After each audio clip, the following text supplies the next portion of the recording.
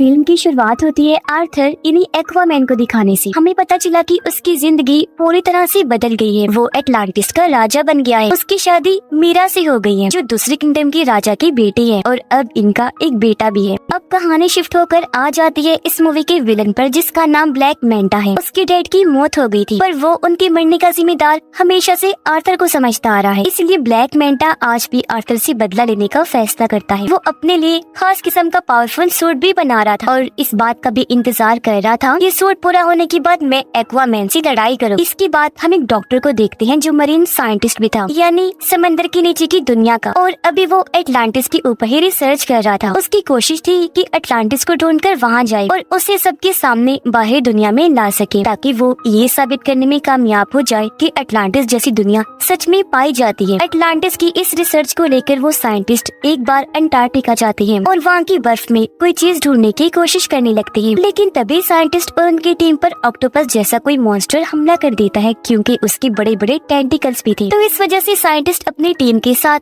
वहाँ पर फंस जाते हैं। इसीलिए वो अपने बाकी साथियों को सिग्नल भेजकर मदद मांगते हैं। तब उनकी मदद करने उनका एक साथी आ भी जाता है यानी ब्लैक मैंटा। ये लोग मिलकर काम कर रहे थे। यहाँ आने के बाद ब्लैक मैंटा साइंटिस्ट और उनके साथियों की जान तो बचा लेता है लेकिन वो खुद यहाँ रिसर्च करने लगता है जिसके लिए वो बर्फ के और नीचे जाने लगा। काफी गहराई में आने के बाद उसे टूटा हुआ ब्लैक ट्राइडेंट दिखता है और अब जैसे ब्लैक मैंटा टूटे हुए ट्राइडेंट को उठाकर जोड़ता है तो उसे इसका असली मालिक नजर आने लगता है जिसका नाम कॉर्डेक्स था। ये काफी चालाक खतरनाक लग रहा था। वो ब्लैक मैंटा की यादों में कहता है कि तुमने क्योंकि मेरा टूटा हुआ ट्राइडेंट जोड़ दिया है इसलिए अब तुम बहुत ताकतवर बन जाओगी, साथ ही अपने दुश्मन एक्वामैन से बदला भी ले पाओगे और तो और हर वो चीज तुम कर सकते हो जो तुम करना चाहते हो। अब पता चला कि दुनिया की सूरत हाल काफी खराब हो गई है क्योंकि ग्लोबल वार्मिंग इतनी बढ़ गई है कि सुनामी और सैलाब वगैरह आते रहते हैं। इस वजह से बाहरी दुनिया के साथ साथ समंदर की दुनिया में भी काफी मुश्किलात आ रही हैं क्योंकि इस सारी सूरत हाल की वजह से समंदर के क्रिएचर्स धीरे धीरे मरते जा रहे हैं। सब कुछ देखते हुए एटलांटिस की काउंसिल्स की मीटिंग होती है जिनमें आर्थर भी शामिल था। यहाँ आर्थर सब काउंसिल्स के सामने ये ऑफर रखता है कि हमें मिलकर बाहरी दुनिया के लोगों से बात करनी चाहिए और अपनी एडवांस टेक्नोलॉजी को उनके साथ शेयर करना चाहिए, बांटना चाहिए ताकि इस तरह बाहरी दुनिया भी तरक्की कर सके और फिर वो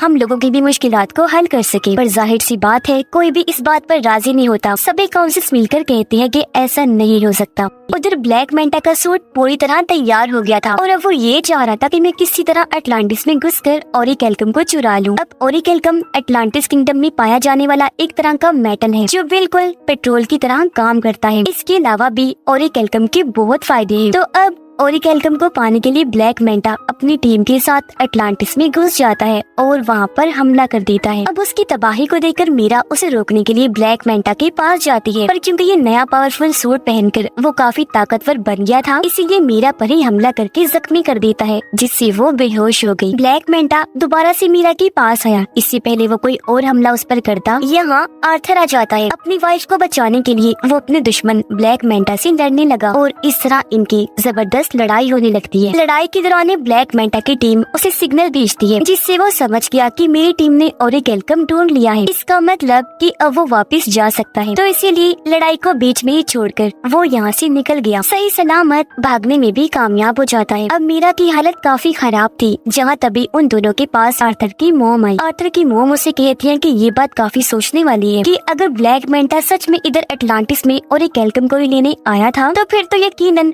कुछ बुरा होने वाला है। तब ये सुनकर आर्थर अपनी मोम से कहता है तो फिर इस मामले में हमें मेरे भाई ऑर्म की मदद चाहिए होगी। पर क्यों? तो आर्थर जवाब देता है क्योंकि मेरा भाई ऑर्म एटलांटिस के साथ साथ ओरिकेल्कम के बारे में भी काफी अच्छे से जानता है। वो एटलांटिस की पूरी तारीख के बारे में जानता है। ये सुनकर आर्थर की मोम कहती है पर ऑर्म तो एक दूसरे किंगडम फिशरमैन की जेल में कैद है तो फिर भला वो कैसे आ सकता है? जिस पर आर्थर जवाब देता है मैं खुद फिशरमैन किंगडम जाऊंगा और जेल से ऑर्म को छुड़वा कर ले आऊंगा। उसने ऐसे किया। वो सीधा फिशरमैन की जेल में पहुंचा। जल्दी ऑर्म को ढूंढ भी निकालता है। ऑर्म को लेकर वहाँ से बाहर आ जाता है पर इससे पहले वो यहाँ से निकलते ऑर्म को फिशरमैन किंगडम के गार्ड्स घेर लेते हैं।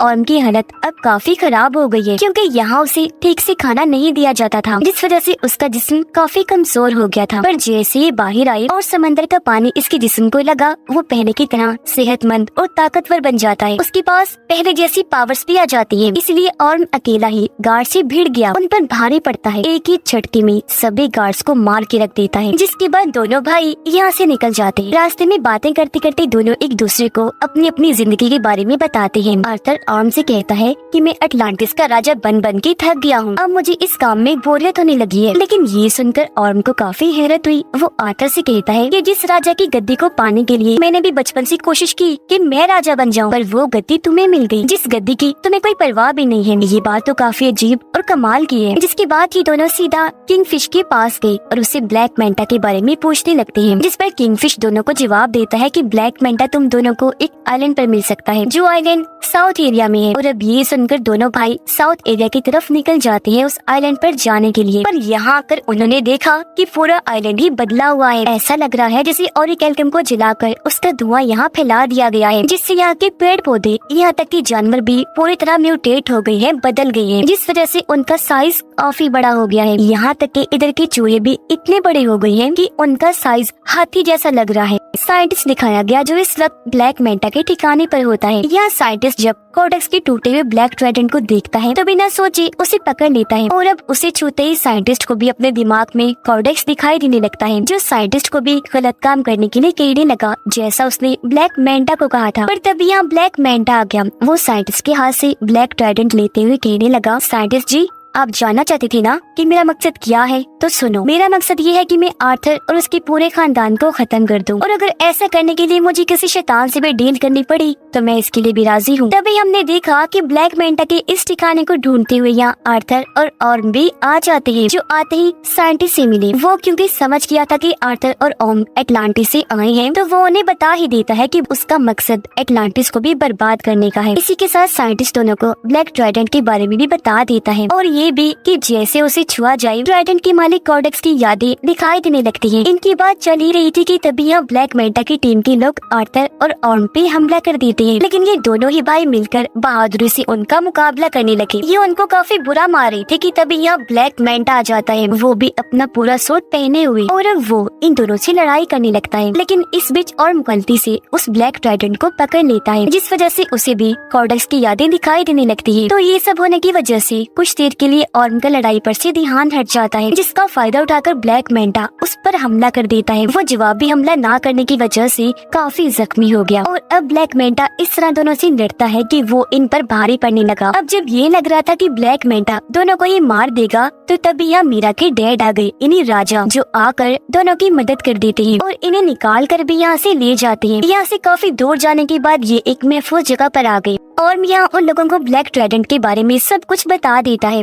एटलांटिस को ढूंढने वाले आर्थर के डैड थे, उनके पास भी एक ताकतवर ट्राइडेंट था, जो अब उनके बेटे किंग आर्थर के पास है। पर किंग यानी आर्थर के डैड का एक भाई भी था, जो और कोई नहीं बल्कि कोडेक्स ही था, और ये जो ब्लैक ट्राइडेंट है वो उसी ने ही बनाया था। अब जिस तरह आर्थर के डैड किंग एटलांटिस किंगडम को चला रहे थे, वैसे कोडेक्स एक दूसरे किंगडम को चला रहा था, जो कि बिल्कुल ही डार्क किंगडम था, यानी वहाँ खतरनाक क्रिएचर्स मॉन्स्टर्स रहा करते थे। लेकिन परेशानी तो तब शुरू हुई जब कोडेक्स ने अपना असली रूप दिखाया। असल में कोडेक्स चाहता था कि वो एटलांटिस का ओरिकेल्कम चुरा कर और पावरफुल बन जाए। कुछ हद तक वो ऐसा कर भी रहा था, लेकिन उसके ऐसा करने से एटलांटिस और समंदर के बाकी क्रिएचर्स मरते जा रहे थे। साथ ही एटलांटिस के अंदर बीमारियां भी फैल रही थी। अब इस तरह के हालात देखकर किंग आर्थर के डैड कोडेक्स के खिलाफ आकर खड़े हुए और उसे ये सब रोकने का कहते हैं। लेकिन कोडेक्स ताकत के नशे में इस कदर पागल हो गया था कि वो अपने बड़े भाई किंग के साथ ही बगावत पर उतर आया, और ऐसा होने से उन दोनों के बीच जंग छिड़ गई। पर जंग में किंग कोडेक्स को हराकर उसे कैद कर देते हैं। अब वो हमेशा के लिए वहाँ कैद रहे, कभी भी बाहर ना आने पाए।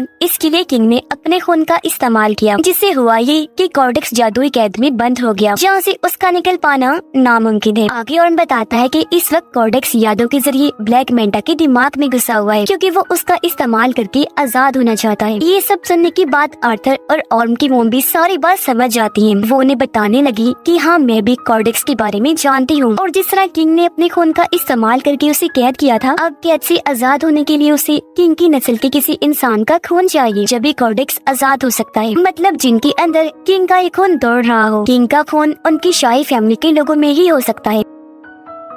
ये सब सुनकर आर्थर समझ जाता है कि मेरे बेटे की जान खतरे में है, क्योंकि जाहिर सी बात है ब्लैक मेंटा के लिए सबसे आसान टारगेट उसका बेटा ही था, जिसे वो आसानी खत्म कर सकता था। इसलिए वो फौरन अपने घर आ गया। देखता है कि वहाँ सब कुछ तबाह हो गया है, घर जल रहा है, बच्चा यहाँ से गायब है, साथ ही वहाँ एक आदमी जख्मी पड़ा है। पूछने पर आदमी बताता है कि ब्लैक मेंटा यहाँ आया था, ये सारी तबाही उसी ने ही मचाई और वही तुम्हारे बेटे को ले गया है, जिससे साफ जाहिर हो गया कि आर्थर का शक बिल्कुल ठीक था। इसीलिए अब आर्थर और ऑर्म दोनों मिलकर उसकी बेटी को बचाने के लिए जाने लगते हैं। पर उससे पहले इनकी मॉम दोनों को समझाती है कि हमेशा मेरी एक बात याद रखना कि तुम दोनों एक दूसरे के भाई हो, चाहे कुछ भी हो जाए तुम्हें एक दूसरे का साथ देना ही है। सीधा ब्लैक मेंटा के ठिकाने पर आकर वहाँ हमला कर देते हैं, लेकिन इन पर भी एक काफी बड़ा मॉन्स्टर हमला कर देता है, जिससे बाकी तो बच गए, लेकिन उसके सामने मीरा के डैड फंस जाते हैं। तब ऑर्म जाकर उनकी मदद करता है और मॉन्स्टर के जंगल से उन्हें निकाल लेता है। ये देखकर मीरा के डैड समझ गए कि जिस ऑर्म को मैं हमेशा से गलत समझ रहा था वो तो काफी अच्छा इंसान है। अंदर ब्लैक मेंटा के पास आर्थर का बेटा होता है। यहीं पर साइंटिस्ट भी था जो उस छोटे से बच्चे को देखकर बचाने का सोचता है, इसीलिए बच्चे को उठाकर यहाँ से भागने लगा। पर ब्लैक मेंटा जो उसे देख चुका था साइंटिस्ट पर हमला करके उसे जख्मी कर देता है और बच्चे को छीन लेता है। और अब जैसे ब्लैक मेंटा उसके बच्चे को मारने के लिए आगे बढ़ा, तभी यहाँ पर आर्थर आ जाता है जो उसे लड़ाई के लिए चैलेंज करता है। इनकी लड़ाई तो पहले काफी जोरदार हुई, लेकिन तभी यहाँ ब्लैक मेंटा आर्थर पर भारी पड़ने लगता है। इसकी वजह ये थी कि वो ब्लैक मेंटा नहीं बल्कि उसके अंदर कॉर्डेक्स था, क्योंकि वो पूरी तरह उस पर हावी हो गया था। पर इस बीच मौके का फायदा उठाकर मीरा अपने बच्चे को लेकर यहाँ से भाग जाती है, लेकिन तभी उसे जाते हुए ब्लैक मेंटा देख लेता है। वो अपने ब्लैक ट्राइडेंट से उस पर हमला कर देता है, लेकिन इससे पहले कि ट्राइडेंट मीरा को लगता पहले और उसे पकड़ लेता है और इस तरह उसने मीरा और उसके बच्चे की जान बचा ली। लेकिन इसका उल्टा असर भी हुआ, क्योंकि जैसे और ब्लैक ट्राइडेंट को छूता है कॉर्डेक्स उसके दिमाग को भी कंट्रोल करने लगता है। वो उसे उसके भाई आर्थर के खिलाफ भड़काते हुए ये दिखाने लगता है कि तुम्हारे भाई आर्थर ने तुम्हारे साथ बहुत गलत किया है, असल में तुम ही हो जो अटलांटिस का राजा बनने के लायक हो, न कि आर्थर। तो इसी वजह से अब ऑर्म आर्थर पर हमला कर देता है। लेकिन यहाँ आर्थर जो सारी बात समझ गया था वो पलटकर वार नहीं करता, बल्कि अपने भाई को समझाने लगा कि होश में आओ और खुद पर काबू रखो। तब ऑर्म ऐसा ही करता है, उसने जैसे तैसे खुद पर काबू पा लिया। साथ ही उसे अपनी मॉम की बात भी याद आती है कि तुम दोनों भाई भी हो, चाहे कुछ भी हो जाए तुम्हें एक दूसरे का साथ देना ही है। लेकिन इसी बीच फायदा उठाकर कॉर्डेक्स खुद को आजाद करने में लग जाता है। ऐसा करने से उसके जिस्म में जान आने लगती है। ठीक इसी वक्त ऑर्म ने ब्लैक ट्राइडेंट को छोड़ दिया।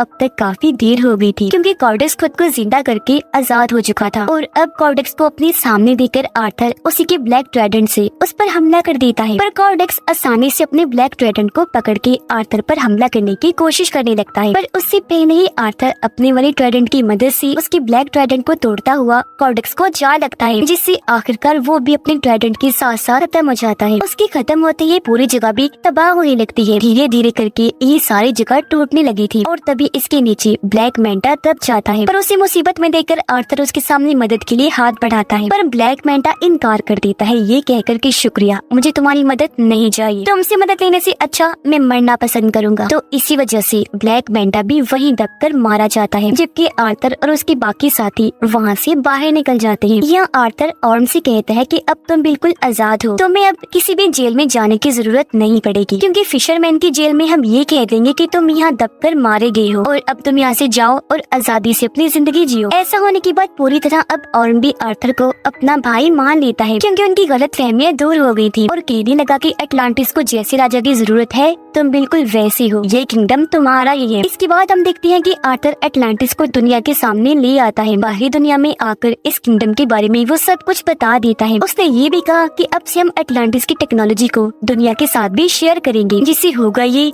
कि हम साथ में मिलकर दुनिया को मजीद और अच्छा बनाएंगे। आर्थर की जिंदगी ऐसे ही गुजर रही थी, यानी वो अटलांटिस और बाहरी दुनिया दोनों में रहता है। इस फिल्म की कहानी भी यहीं पर खत्म हो जाती है।